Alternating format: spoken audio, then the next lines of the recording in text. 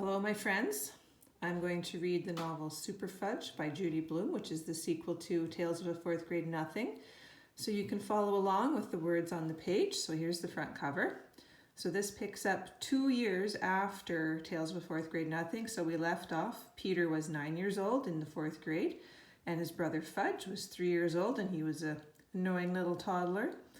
And they both lived in New York City. So let's read the back cover here. One fudge is enough. Farley Drexel Hatcher, otherwise known as Fudge, plans to be a bird when he grows up. As far as his older brother Peter is concerned, Fudge will grow up to be a big pain. Dealing with Fudge has been hard enough, but now Peter has a whole new set of problems. His parents have decided to move to New Jersey for a whole year. What's more, Peter's mom is going to have a new baby.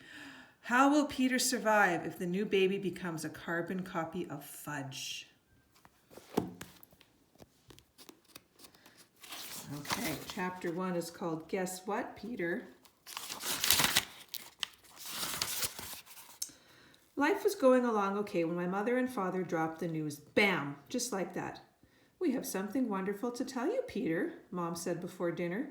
She was slicing carrots into the salad bowl. I grabbed one. What is it? I asked. I figured maybe my father's been made president of the company, or maybe my teacher phoned, saying that even though I don't get the best grades in 5th grade, I am definitely the smartest kid in the class. We're going to have a baby, Mom said. We're going to what? I asked, starting to choke. Dad had to whack me on the back. Tiny pieces of chewed up carrots flew out of my mouth and hit the counter. Mom wiped them up with a sponge. Have a baby, Dad said. You mean you're pregnant? I asked Mom. That's right, she told me, patting her middle. Almost 4 months. 4 months? You've known for 4 months and you didn't tell me? We wanted to be sure, Dad said. It took you 4 months to be sure? I saw the doctor for the second time today, Mom said. The baby's due in February. She reached over and tried to tussle my hair. I ducked and got out of the way before she could touch me. Dad took the lid off the pot on the stove and he stirred up the stew. Mom went back to slicing carrots. You'd have thought we were discussing the weather. How could you? I shouted. How could you? Isn't one enough? They both stopped and looked at me. I kept right on shouting, Another Fudge? Just what this family needs. I turned and stormed down the hall. Fudge, my 4-year-old brother, was in the living room. He was shoving crackers into his mouth and laughing like a loon at the Sesame Street on TV. I looked at him and thought about having to go through it all over again. The kicking and the screaming and the messes and much, much more. I felt so angry that I kicked the wall. Fudge turned. Hi, Peter, he said. You're the biggest pain ever invented, I yelled. He tossed a handful of crackers at me. I raced to my room and slammed the door so hard my map of the world fell off the wall and landed on the bed. My dog Turtle barked. I opened the door just enough to let him squeeze through, then I slammed it shut again.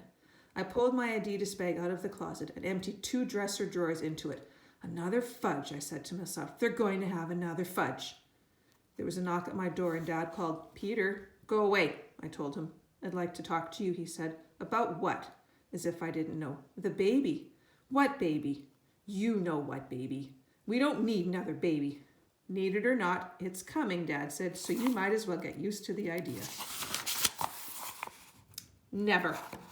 We'll talk about it later, Dad said. In the meantime, scrub up. It's time for dinner. I'm not hungry. I zipped up my bag, grabbed a jacket, and opened my bedroom door. No one was there. I marched down the hall and I found my parents in the kitchen. I'm leaving, I announced. I'm not going to hang around waiting for another Fudge to be born. Goodbye.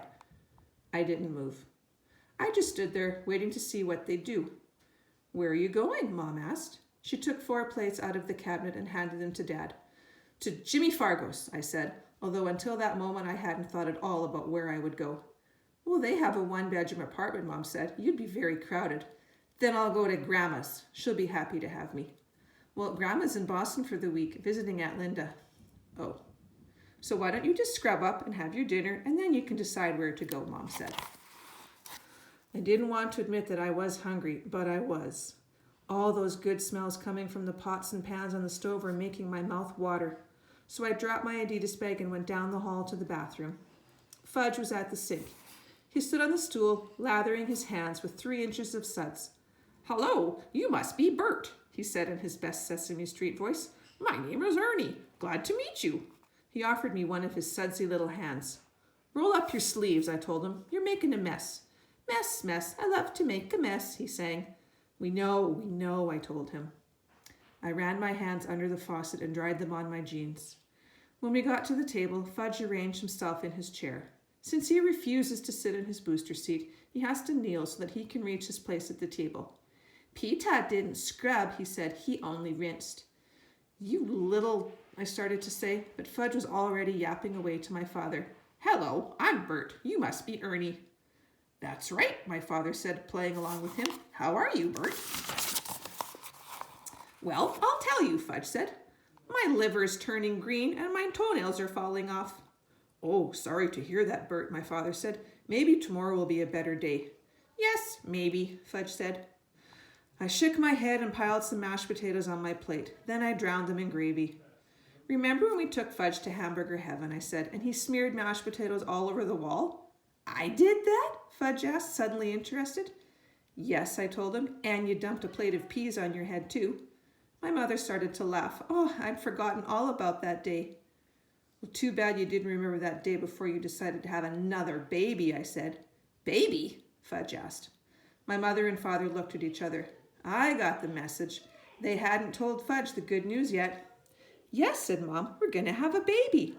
"Tomorrow?" Fudge asked. "No, not tomorrow," Mom said. "When?" Fudge asked. "February," Dad said.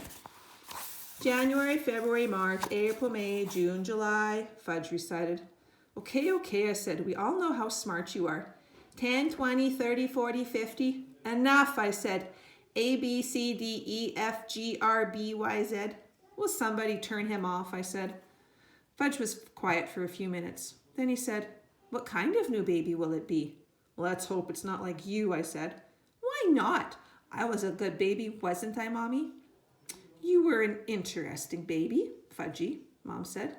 "See, I was an interesting baby," he said to me. "And Peter was a sweet baby," Mom said. "He was very quiet." "Lucky you had me first," I said to Mom, "or you might not have had any more kids." "Was I a quiet baby too?" Fudge asked. "I wouldn't say that," Dad said. "I want to see the baby," Fudge said. "You will. Now." "You can't see it now," Dad said. "Why not?" Fudge asked.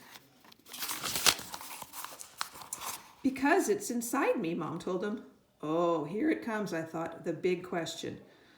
When I asked it, I got a book called How Babies Are Made. I wondered what Mom and Dad would say to Fudge. But Fudge didn't ask. Instead, he banged a spoon against his plate and howled, "I want to see the baby. I want to see the baby now." "You'll have to wait until February," Dad said, "just like the rest of us." "Now, now, now," Fudge screamed. Another 5 years of this, I thought, maybe even more. And who's to say they aren't going to keep on having babies, one after another? "Excuse me," I said, getting up from the table. I went into the kitchen and grabbed my Adidas bag. Then I stood in the doorway and called, "Well, I'd better be on my way." I sort of waved goodbye. "Where's Peter going?" Fudge asked. "I'm running away," I told him, "but I'll come back to visit someday." "No, Peter, don't go." Fudge jumped off his chair and ran to me. He grabbed my leg and started bawling. "Peter, Peter, take me with you." I tried to shake him off my leg, but I couldn't. He can be really strong. I looked up at my mother and father. Then I looked down at Fudge, who gave me the same look as Turtle when he's begging for a biscuit. "If I only knew for sure what the baby would be like," I said. "Take a chance, Peter," Dad said. "The baby won't necessarily be anything like Fudge." "But it won't necessarily not be like him either," I answered. Fudge tugged at my leg. "I want an interesting baby," he said, "like me." I sighed. "If you think it's going to sleep in my room, you're crazy," I told Mom and Dad. "The baby will sleep in here," Mom said, "in the dining area." "Well, then where will we eat?" "Oh, we'll think of something," Mom said. I put down my Adidas bag and started shaking Fudge off one more time. "Okay," I said, "I'll stay for now, but when the baby comes, if I don't like it, I'm leaving."